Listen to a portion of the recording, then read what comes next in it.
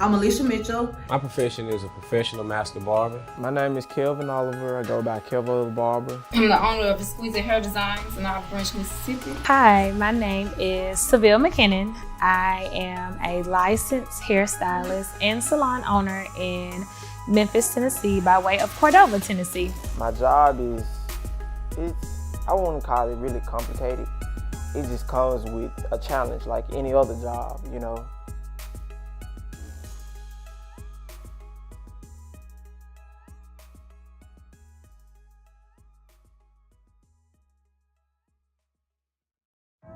On this path of being a barber, I do professional grooming services, from facials to men's haircuts to kids' haircuts to women's undercuts, and also I do hair replacement services. Oh, I make people feel good.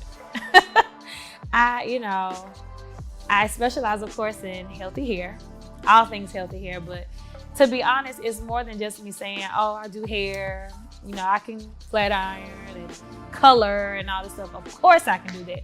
But the main thing that I feel like I do, I make an impact and create an experience for all of our guests to make sure that they enjoy everything that they get when they cross our threshold. Whether it's from a spiritual perspective, it's from a personal perspective, that people literally just enjoy being here and loving our atmosphere and them becoming family, because that's what you are. Once you come in here, you're all family. It's not just a client. It's not just a guest, but yeah. I would say I'm a hair therapist. Because I get people come in here, it sounds really funny, but I get people come in here and they want to talk about and whatever is said in my chair, it stays in my chair because I'm listening to you, but by the time I leave out here, I done forgot everything. But at the time we're here in my chair, I'm listening to you. You have my undivided attention. I'm not on my phone. I don't sit here and text on my phone all day. I don't talk on the phone. Now, if I get a break, I'm checking emails, I'm checking text messages, of course. But while they clients in my chair, I am all about my client, period. So I have people that sit in my chair, they talk about their spouse, talk about their children, they talk about work. Whatever's on their minds to talk about dinner. Whatever it is they want to talk about. And then I have people come in here, they want to just vent. So I'm listening to them talk. The next thing I know, they ask me for my input, and I give them my input, and they're like, Alicia, I'm glad I came here. And some of those people are still here with me today. So I would say I'm a professional therapist cosmetologist. Cosmetology is an art of makeup, hair, skin. It's beauty is the meaning of cosmetology. It's total body package. And like today, it's not like when I first started out. Today, this career offers more than just hair. You have makeup, you have the skin, and you also have the body, which like medical spas and stuff like that.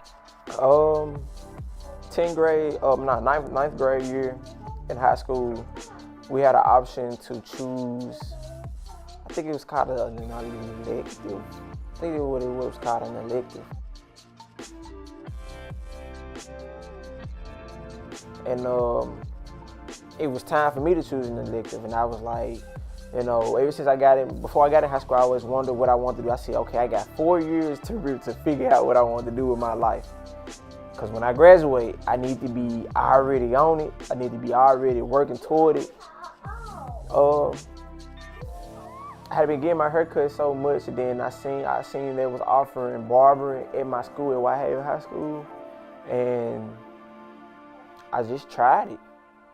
And I always knew I wanted to work for myself. I always knew that I wanted my own business, but I didn't know what type of business. I didn't know what type of field or what I would like other than music. I play music, but I didn't feel like there would be anything I would want to go into long term. I felt like it was more of a hobby. But I think it was just seeing it on a piece of paper, looking into it, talking to barbers about it, talking to my own barber about it, and just liking everything it came with. And as I learned my 10th grade year after getting into class, it just grew on me so much, so much, learning about the field. So what got me into hair? Actually, I have literally, and I'm not even exaggerating, I have done hair all of my life. Whether it's my hair, my family, friends, or whoever, I've done hair. And so I always said that the main thing I wanted to do, of course, was do hair, but I wanted to make people feel good with the way they look. So if hair was an enhancement to make them feel great, to make them have a better day, or whatever can brighten them up, I wanted to do just that. And hair is literally my passion, my love. It's how I make money. It's how I do everything. So I eat, breathe, sleep, everything about hair. We live in a world with about 6.4 billion people. So how you grow your clientele base is you never take no for an answer. Whenever you're rejected for one haircut, you move on to the next person. And it takes daily promotion. How I grow now as a professional, I promote myself daily. Today is one of my off days, but I woke up early this morning and I posted pictures of my haircuts to let the people know that, hey, I'm still here. So I would say grind. The salon I was actually working in, the owner did my hair. Prior to her owning a salon, my grandmother and I were going as her clients in this other salon she was working in. And so she always knew that I wanted to do hair. My grandmother always talked about me wanting to do hair. I was serious about it. And that's what I wanted to do with my life. And so fast forward to me actually going through cosmetology school, I think literally a week when I got done. I hadn't even got my license yet. She called me and was like, oh, what are you doing? I was like, nothing. She was like, oh, I need you to come work for me. I'm like, oh, I was 19. I was about to chill. 18. I was chilling. I wanted to enjoy the rest of my summer or whatever I had going on. And that was it. So ended up working for her. And I'll be honest with you, I quit a lot of times because I just thought the people I was working with and I was working for were terrible. But I had to be humble and I had to understand business, and there actually were a group of excellent women that I learned a lot from. So going and working there, I started off as a shampoo assistant. And so I believe I assisted for maybe give or take 2 or 3 years because honestly, I got so scared. What I thought I knew how to do, I could not do compared to everyone else's work. I think my work was quite awful. So I didn't even want anybody to see what I thought I knew how to do. And so growing and learning and being trained helped me throughout, and ended up, I got licensed and I started doing hair, building my clientele, and I got really busy really fast. And so I was there for 10 years, I think, to be exact.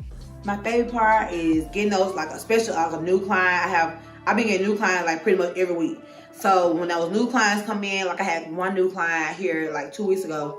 She came in, her hair, she never wore her hair. She started wearing her hair years ago. She's an older lady. And she would always wear wigs. So she said her husband want her out the wigs. So we pulled her wig out. We sit right here. We sit right here in this chair, turn her around the mirror. And she pulled her wig out, pulled her wig off. Her hair was fully gray. But you would never know because she had a wig on. But she was a pretty lady.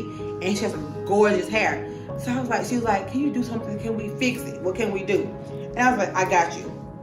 At the time, I didn't know what I was going to do. But I just knew, I felt in my gut that, hey, when I say I got you, I'm going to do whatever it takes, because that's one thing about it. I learned all the book work back in school, so I know what I'm doing. So we gave her a color. She wanted a natural black color. Gave her that natural black color. Gave her a silk press. Turned her around, because I never style my client's hair in the mirror. So I try to make my best. I try to make it my best. They don't look in the mirror to see their hair. So when I turned her around after finish her style, her face was just red. She couldn't believe that was actually her sitting in this chair looking in that mirror. So that was my favorite part, because it's something people probably say, how do y'all get stories like that at a salon? You just getting your hair done. Oh, it's deeper than that, because that's your confidence, and she was able to get her confidence back. People. You get to meet new people every day, and depending on your lifestyle and who you are, I have great communication skills when it comes to people. I love meeting new people. I love discussing different things with them, and I love hearing about their life. So the best thing about this is that you meet people from all walks of life. It may be a homeless man that touches you, and it may be a multi-billionaire that comes in. I live in a city called Houston, Texas, where we have multi-millionaires and billionaires. And I've seen a lot of rich people. I've seen a lot of broke people. But that's what kept me going, and that's what I love about it the most, because you never know who you're gonna meet. Oh, my favorite part, I get to do whatever I want to do. My clients always say, oh, Seville, we come in here, you just do whatever you want to do. That is correct. And I love that part because it is 100% how I thrive. I live off of my creativity. And to be honest with you, even though they may say that, of course, I still do what they like and what they want. But I think they appreciate my creativity because it may be something that's like, oh my God, this person will look perfect with this. And you know, I'm always thinking about them in that way. You know, how it can enhance certain aspects, whether it's their hair or just everything with their beauty. So it helps me a whole lot. To be honest with you, it took about 1 year. The first 6 months was the hardest, but I stuck with it. I was put in a position where I couldn't give up. I was also put in a position where I was limited with help from family.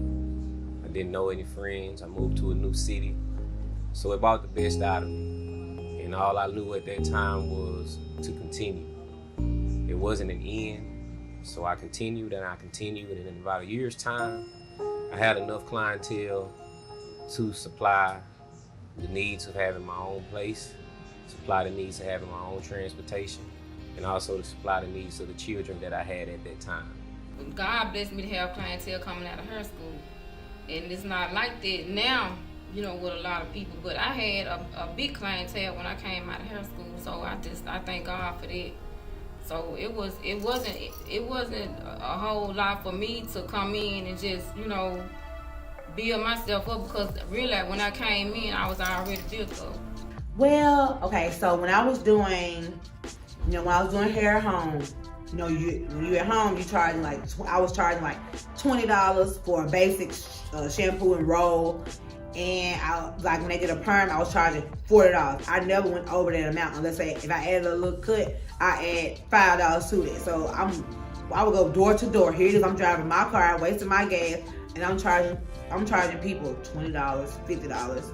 No more than $50. My price never went over $50. And here it is, like I wasn't really making the money that I feel like I deserve. But keep in mind, I wasn't a cosmetologist then. So now that I'm a cosmetologist, I have all this knowledge of how to do things and what to do and not to do.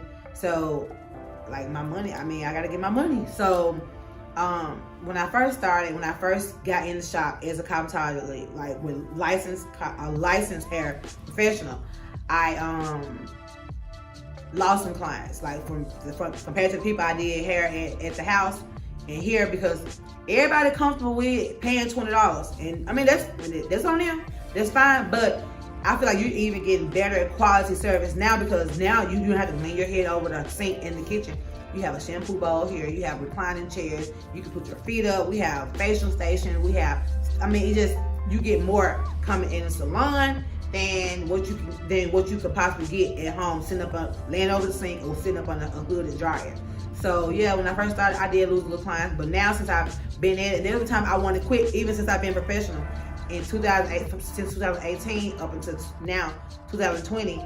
I did go through a phase back in 2018 where I wanted to quit, but I didn't. I'm glad I did it, because now my clientele has increased dramatically. Like I'm pretty much here every day except Sunday, so that's good.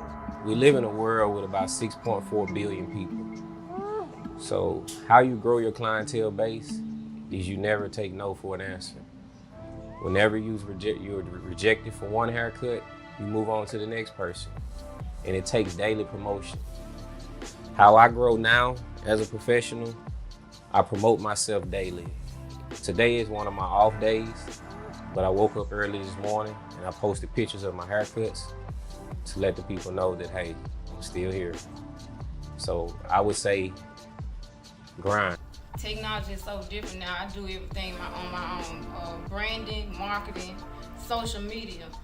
So social media is the key to my career as of now. You know, back when I first started back in '96, it was just handing out business cards and word of mouth. Now it's, you know, social media and branding and, you know, networking.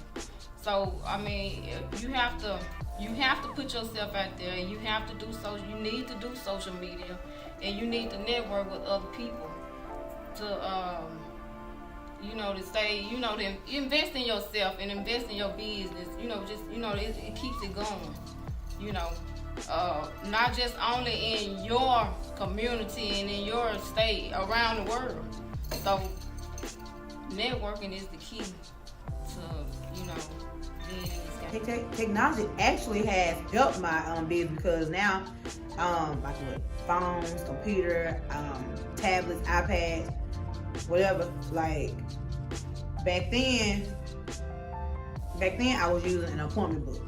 So now I kind of got rid of all the paper things. So now I either do stuff on my phone or I do websites. So now I'm really sticking strictly solely to my website. So therefore the client they can handle it. Like whatever's listed on my website, my hours on my website are, they start at 6 a.m.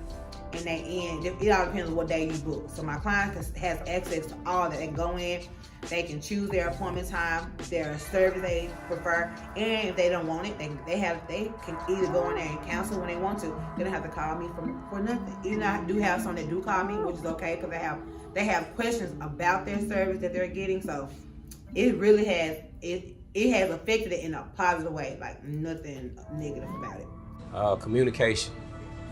You have to learn how to communicate with the client. You have to understand your client. Without communication, you won't gain much clientele. I done seen some barbers that can't cut no hair, but their communication skills are great, so clients come back to it. Because at the end of the day, the service is not for you, it's for the client. So when you make the client feel good and comfortable, you will gain their money, gain their respect, and gain their business. Drive,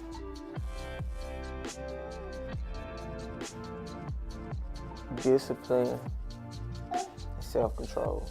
Like, you gotta be able to control yourself in this environment, because I promise you, growing up, I went to a lot of barbershops, but coming into this, you gotta have self-control.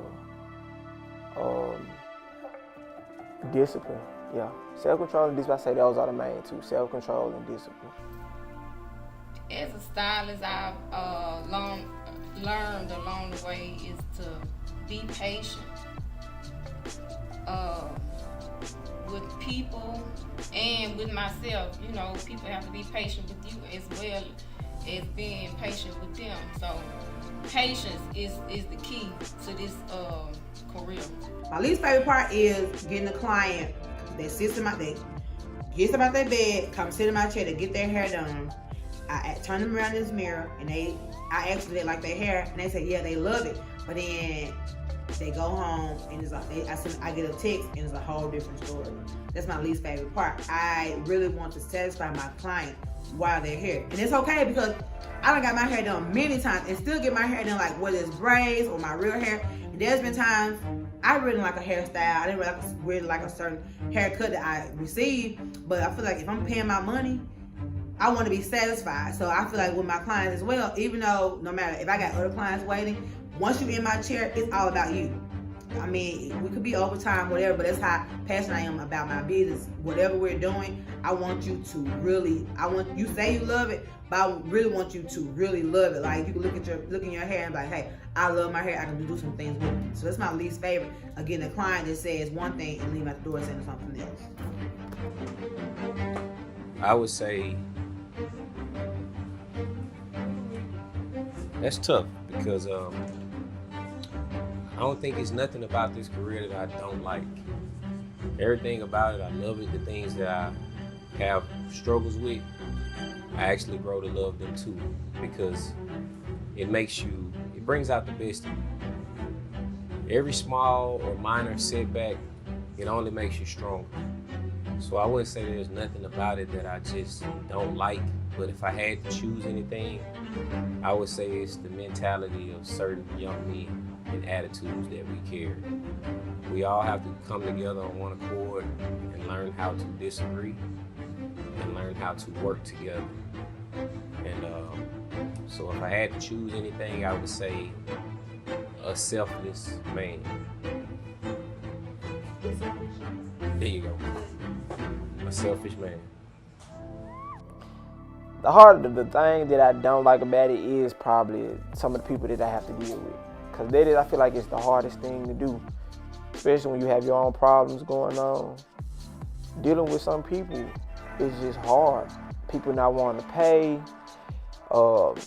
People not believing in you. I hate how people treat you in this field because they don't have the level of respect that you may have in the field. And I think that might be the worst thing. Because anything else I feel like is pretty positive. For me, I feel like that's probably the worst thing about it. Is the people, dealing with the people. Business. Business is my least favorite. You know, and I would say this, me having to make those tough decisions and decisions that I really don't even want to make, even with, I'll go back to hiring and firing, you know, wanting to be comfortable with hiring somebody because, you know, they support your vision, they support your systems in place and different things. And those that don't support it, and you don't know that in the beginning, and those that you have to let go. I hate that. I want everybody to love what I do the way I do. I want everybody to work as hard as I do, but that's not the real world. So I have to deal with it and move on. So The biggest lesson that I learned is taxes. This is something that's not really discussed in our career, but taxes is the lesson that I learned because my first 2 years of having my shop, I paid my taxes late. So I was hit with late penalties, and I learned from that. So I would tell every young man out there, once again, that's aspiring to be a barber, is to pay your taxes, learn about taxes, learn the difference between DBA and LLC, know what it means, pay for it, get all the professional help you can, and also hire you a lawyer. Hire you a lawyer to cover your back when it comes to professional services like this. I do my best to pay my taxes and try to keep the IRS off my back as much as I can, especially considering the fact that I just recently, probably earlier this year, I quit my job, my full-time job I had at the time, and started cutting her full-time. So now I'm only cutting her, and this is my only source of income at the moment. So yeah, it can be an issue, it can be challenging, but as long as you have the right people in your corner to help you through things like this, as far as your finances, especially the taxes, because I promise you, Uncle Sam won't his. He don't care what you got going on in your life, he won't his. He won't his. And he won't settle for nothing less. Okay, so like the question was asked, am I passionate about this? So yeah, I am, because compared to me from when I used to be a teacher and working other careers I had, my not old 9 to 5, I would dread getting up in the morning. I would dread going in, even though it was Monday through Friday, I would still dread going in, getting out. Like I was making good money there, but I just wanted into it like that. So I just say, you know what, I am doing hair, and let's just see where this goes. So now, am I passionate about this? Yeah, I can find myself getting up at 5 in the morning to be here at 5:45 or 6 a.m. And I sometimes I'm here from 6 a.m. to 8 p.m. So I find myself, whatever I do to my 6 a.m. client's head, I'll have the same energy, and I do that same than my last client as if she was my first client. yeah, it is. I mean, I wanted to drive for NASCAR, but I don't think that's gonna happen, to be honest. That's my dream job, but of course, this is my literally first, second, third, fourth, fifth job. I'm sure I'll do something else, but yeah, it is. I wouldn't say it's my dream job, but this is my start to where I want to finish. So this is the start of my career to where I want to end it. 5 to 10 years, like I said, when I started, I work here now in somebody else's building. Like I said, I'm self-employed, so I run my own stuff. I run my own business, I run my own everything. I have my own independently name. Even though I'm in a salon with another name, I have my own other name that I work up under. So 5 to 10 years, I see myself owning my own salon. But the way things are going now, I would like to own a whole suite where I can get other stylists to come in and they can have their own business, which is like a suite is. You have a whole big building, individual rooms, and that those stylists can go in the individual room, and they will be their self-employed stylists, because they will be their own building. Like that's what they license. They can license that room. Like it's theirs. It just the only thing is this is my grand building, but it's sub buildings inside of the grand building. So I see myself owning a salon suite. And I thought about too as well, I thought about being a cosmetology instructor, because I knew the teachers I had were great, and I know it takes a great teacher to get you to get where you want to be as a stylist. So I've been doing this for 24 years, and I plan on continue to do hair. It's just as long as the Lord bless me with my good health. You know, I plan on, I'm in this game. I plan on being here till the Lord sit me down. And I don't want him to sit me down no time soon. So as long as I continue to be healthy, I will be here. Where I'm going next, well, of course, entrepreneurship is on me. My next step would be trucking services.